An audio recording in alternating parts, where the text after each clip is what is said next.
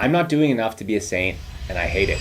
As a Catholic, I know I'm saved. I have a friendship with God, and Lord willing, that friendship will last until my final breath and beyond. But now that I've received salvation, my secondary goal is to maximize my treasure in heaven.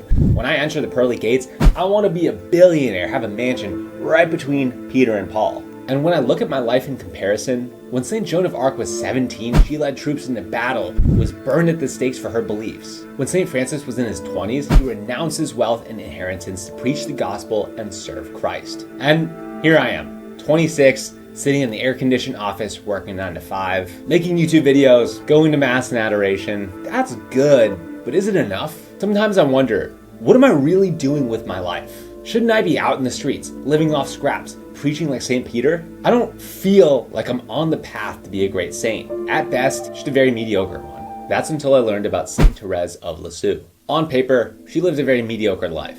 She grew up in a loving home, joined the convent, got sick, and died at 24. She spent most of her time in bed, and she never left the cloister, never performed public miracles, never preached to crowds. From the outside, her life seemed small, ordinary, and hidden. But behind closed doors, God was teaching her how to be a spiritual warrior through small acts of love. Her insight, you don't need to be martyred or be poor or famous to be holy.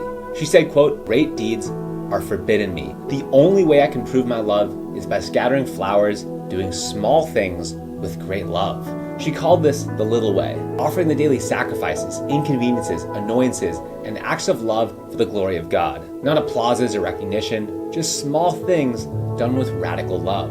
I want to make it clear, we can't work out our salvation. It's a free gift from God. But Jesus himself says that some will receive a greater reward based on how they lived out the gospel. I just want more treasure. But what Therese helped me realize is this. It's not about proving yourself to God through some grand gesture. In fact, that mindset is a sort of spiritual pride. What's most important is how you respond to God's call, whether that's preaching to thousands or working quietly unseen.